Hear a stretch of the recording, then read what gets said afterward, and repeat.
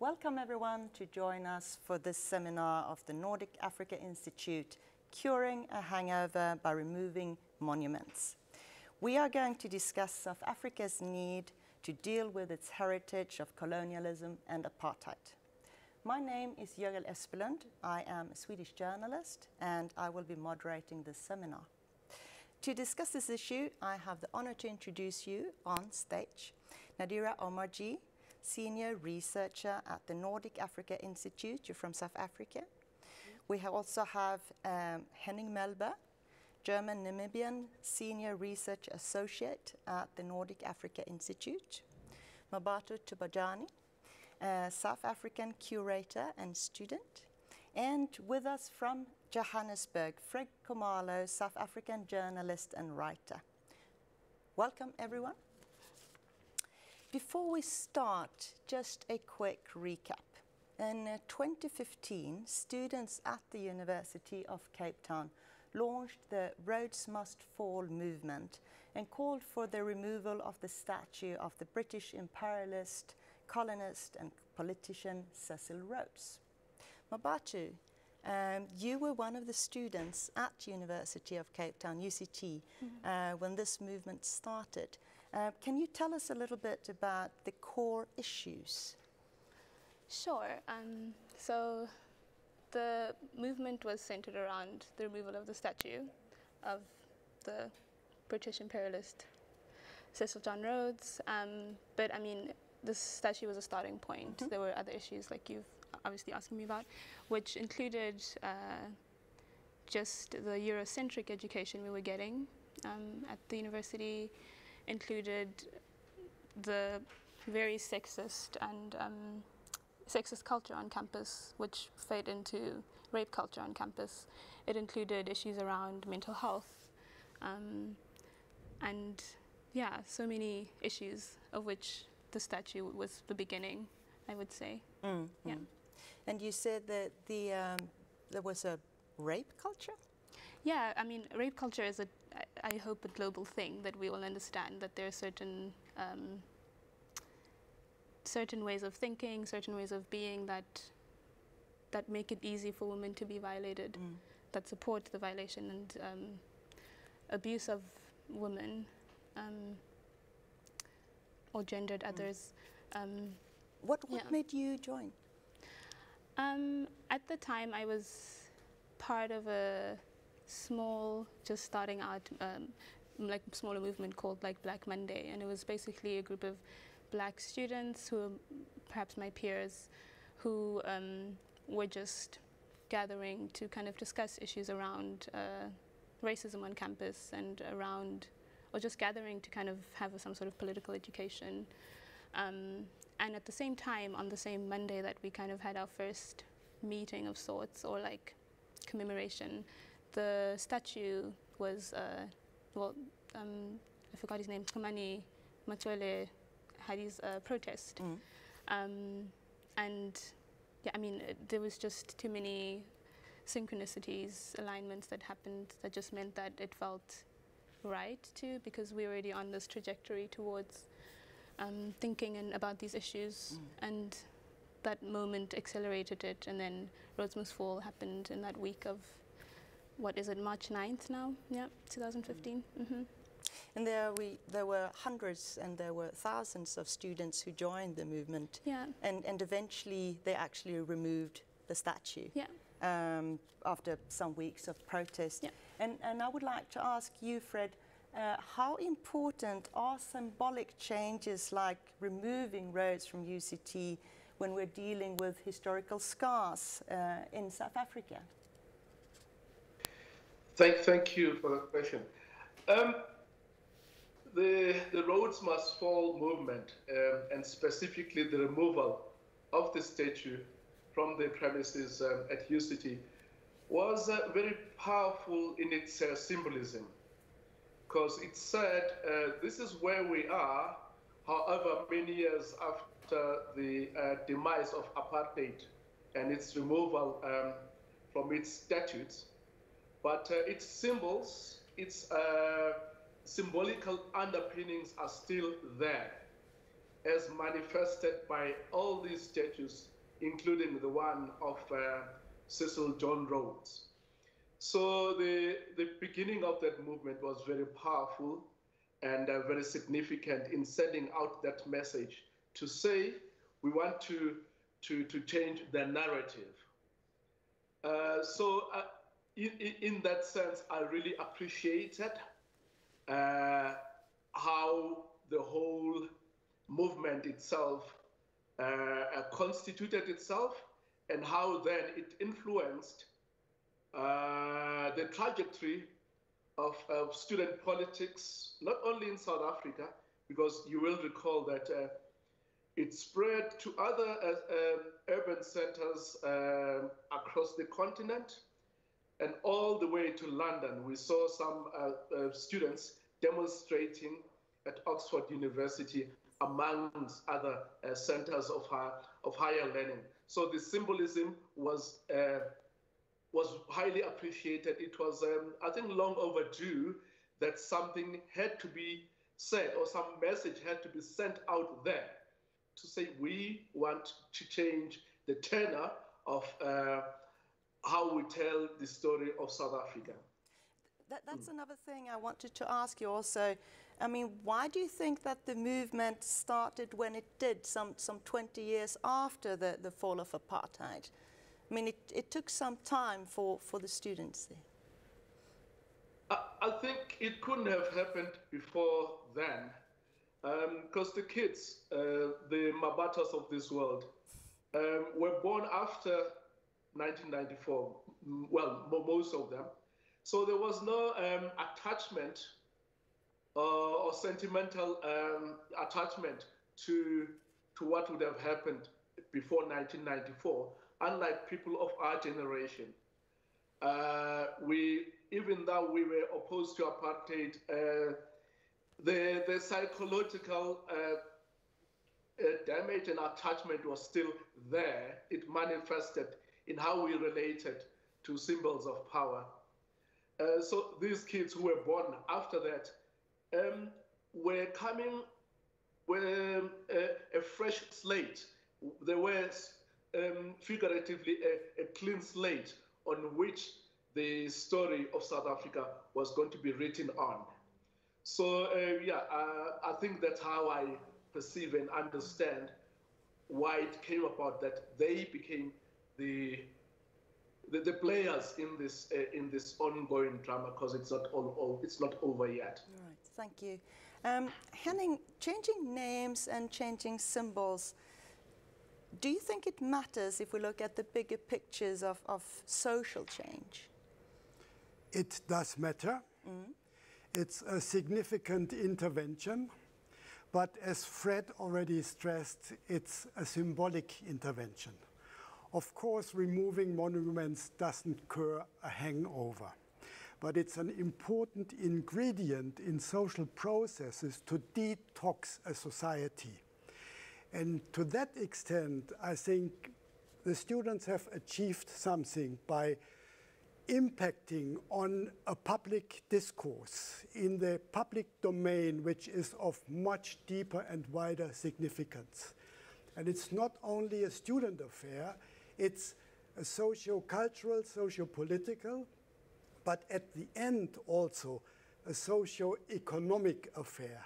And removing monuments contributes to a necessary discussion how to transform society. But as an act in itself, the transformation of society is very limited. So that might be the only risk in it. While it's necessary, there is the alert that it's not enough. It's a step in the right direction, and it's an encouragement to motivate to take matters further. Right. And we've heard that already from Fred, that Rhodes Must Fall wasn't just a South African movement, it actually went much further. Nadira, what importance do you think this movement had if we look in a global perspective? Well, you know, Rhodes Must Fall was so interesting because it happened in March 2015, and then in April 2015, the newer Amsterdam movement happened, at the University of Amsterdam, and these were now parallel movements, and they were opposing the neoliberal university in Amsterdam. But out of that came the University of Color, which was actually a decolonial movement within the pushback against neoliberalism and the corporatization of the university. And a lot of that movement followed the Rhodes Must Fall movement. So it became in some ways, or at least it snowballed into a global movement where it went to Harvard University, it went all over the world, it went to Delhi, it had such a huge impact on students saying, well, you know, this curricula is actually the problem. It's Eurocentric, it's not reflective of where we at, and it's also not historically correct. Our narratives have been erased, and so that was also partly what the success of Rhodes Must Fall. And I think, and I always say this, and you know, we always laugh because I don't think that the Rhodes Must Fall generation realizes what a massive impact they've had historically and globally. What about you? You are the Rhodes Must Fall generation. Did you think it was going to have that impact? I mean, no, I don't think we're thinking about making history as you take down like statues or whatever, but you're thinking about like feeling somehow comfortable or at like ease in the space that you spend most of your time, which was the university. So no, we were just thinking about how to make it a decolonial, decolonized university. Yeah. Right. And do you think that the movement were able to highlight the social issues, bigger structures of inequality in South Africa? Yeah, I do. I mean, one of the other demands or part of the mission statement that I forgot to mention was like the ending of outsourcing, for example. Right. Which I think, for me anyways, highlighted just the complete inequality within the university itself. Outsourcing of workers. Right.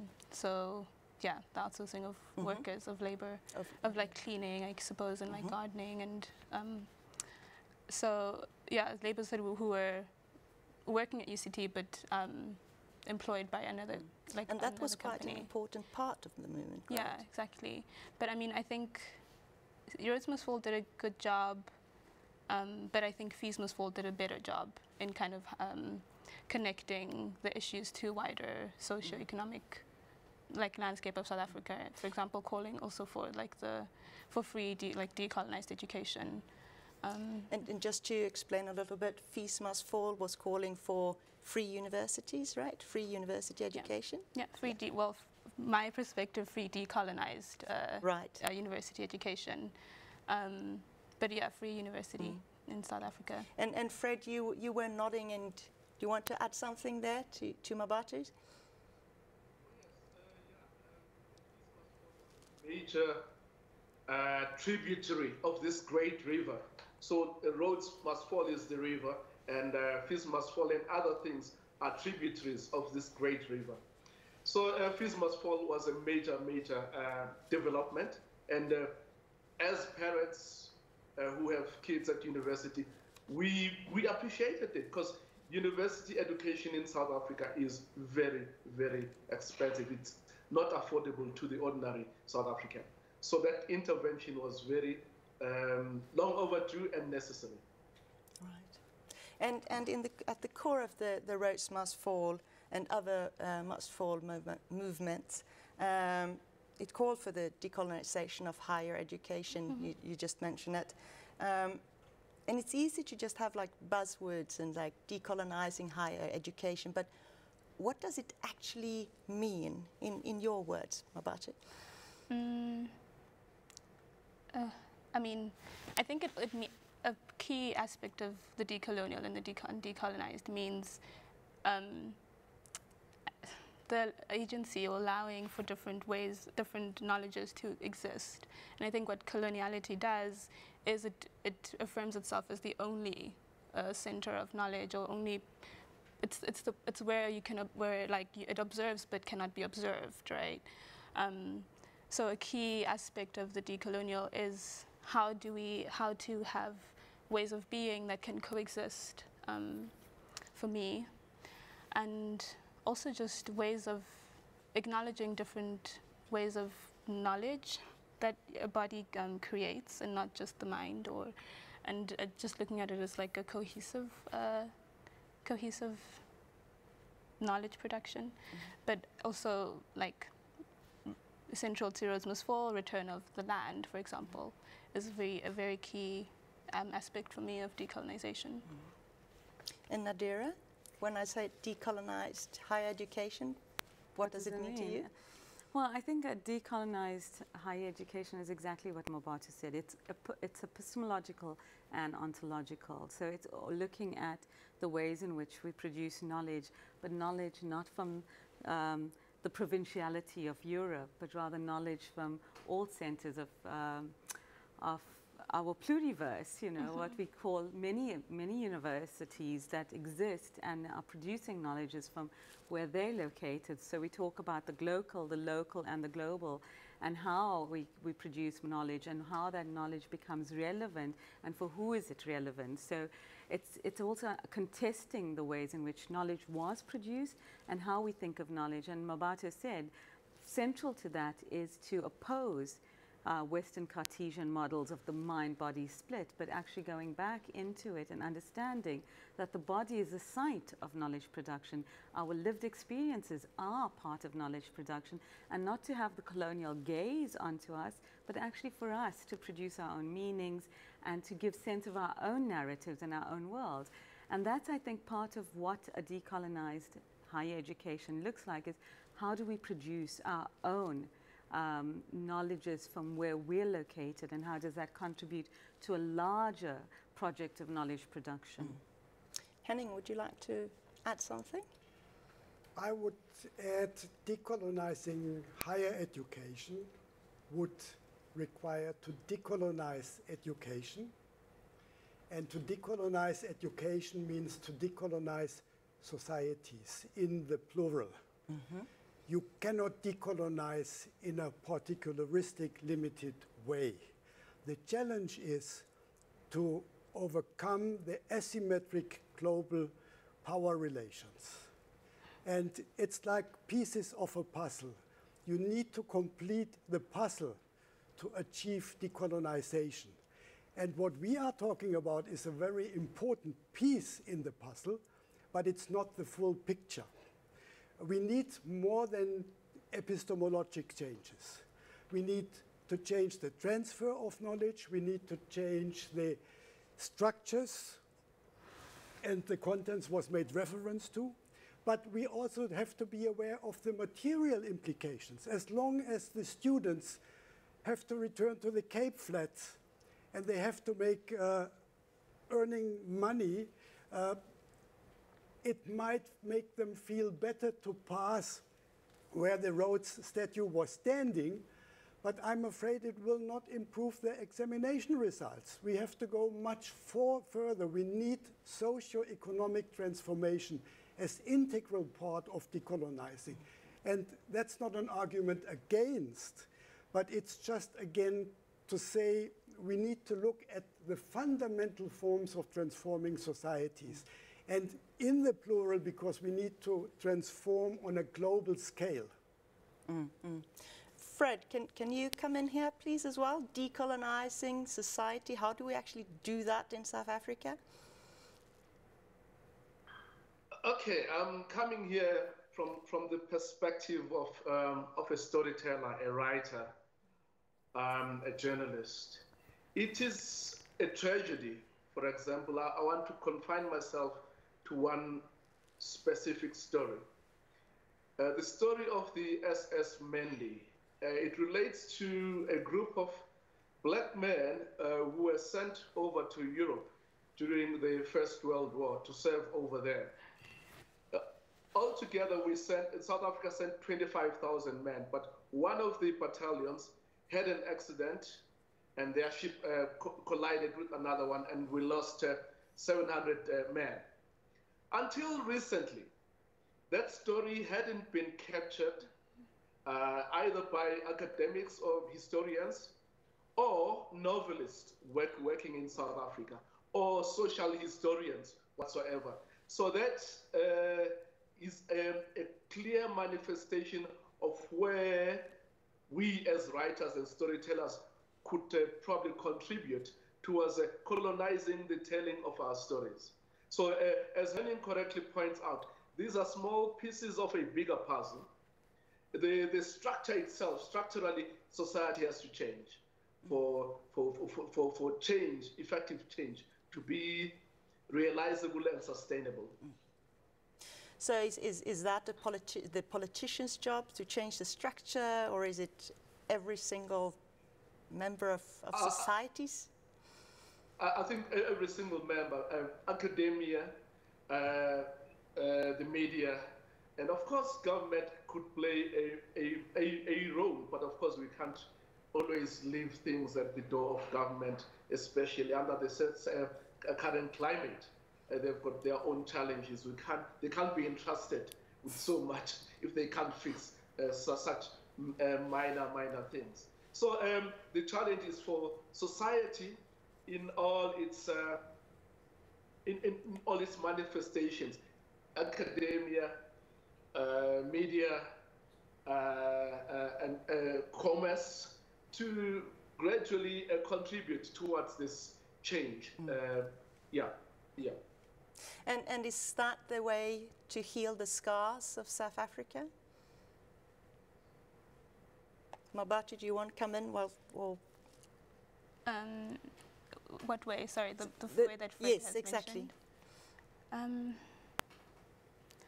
I don't know.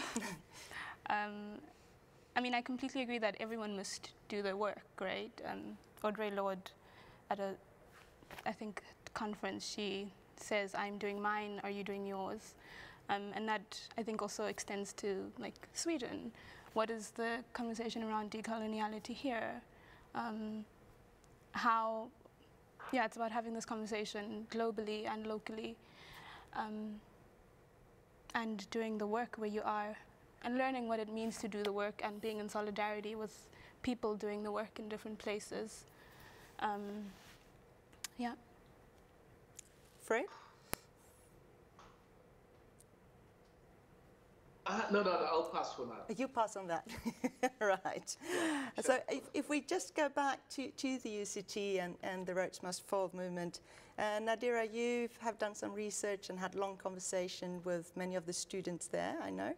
And if you were going to conclude a little bit their experience, the born frees, we talked about the born frees, the South Africans born after 1994. In your discussions, what are your conclusions of when they talk about social structures, heritage of apartheid and colonialism? How do they feel today about these things? Well, you're basically asking the question to Mabata, because she's... Yes, but in your research... In my research, but she's here. I mean, this is the Rhodes Must Fall activist. But in my research, and Mabata, you can correct me, because here we have the opportunity for correction. One of the things was that a lot of the Rhodes Must Fall generation are children of my generation and older, and we have all these ideologies, we had all these visions for a better South Africa, and we haven't done that. We haven't done the work, as Mabata said. And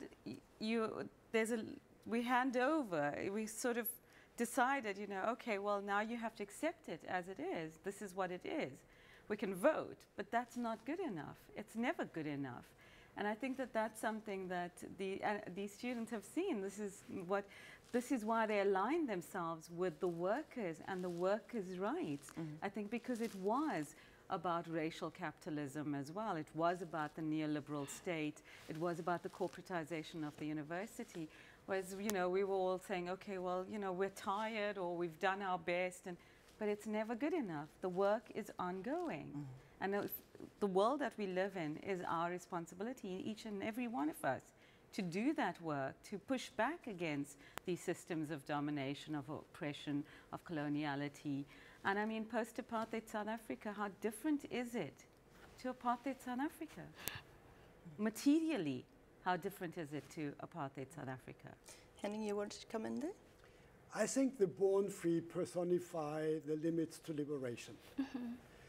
It's the end of the heroic narratives of the liberation struggle, because they rightly so ask the veterans, from what have you liberated us? You haven't. Apartheid was gone when we were born. Where have you delivered beyond apartheid? Where Rainbow Nation is more than just a fancy slogan which the world likes, where we need more than the iconic Madiba. Where is the social transformation which provides us with the fair chances and opportunities we deserve? And the liberation movements as governments, not only in South Africa, are measured against the delivery, or I'm afraid to say against the lack of delivery. And we see the results. The younger generation in South Africa campaigned not to vote in the elections as a political vote, to say we are not voting, to tell off those veterans who say we have liberated you. I would dare to say, despite the fact that I would be the grandfather of that generation, they rightly would say, you haven't liberated us from anything. Mabatu, do you want to add something? I mean... Yeah, we were talking earlier, you and I, about the black students being accepted at university, and do they feel at ease now? Are they... I mean, I'm not a student. No, but when you were. When I was there, I want to just kind of piggyback on what Hendrik is saying, right? I said your name incorrectly. But just to kind of shout out to, there's a collective that is right now occupying a house in Camps Bay, kind of along these issues on land and the lack of land, called We See You Collective, which is a queer art collective. And I think the fact that these occupations are occurring, and are occurring in like empty, like holiday houses, they're signifying just the complete inequality in our society, and they keep, and it's perpetual. Like there's no, we are in this constant failure actually, and it's up to these born frees, which to kind of in some ways address it in the little ways we can. So I mean, I would just love to send love and solidarity to this movement. But in terms of being at ease, no, I mean, you're not at ease because our statue's gone, but you're still contesting with so many other issues. I mean, at the same time, as this movement, I mean, Rhodes Must Fall happened, but the queer revolution happened, patriarchy must fall happened. There was so much that happened at the university because we were just generally not comfortable at ease. Yeah, I mean, the university at the time I was still a student had little facilities to deal with sexual violence. So that again, like, became the responsibility of students through these movements of like patriarchy must fall. So no, not at all. Not at all. No. We have not much time left. Just wanted to round the whole thing off with, as we said, South Africa, Rhodes Must Fall. This was not a national movement as such. It's spread out in the world. So what can the world learn from South Africa's experience in the Rhodes Must Fall movement? Do you all like to start, Mabatu?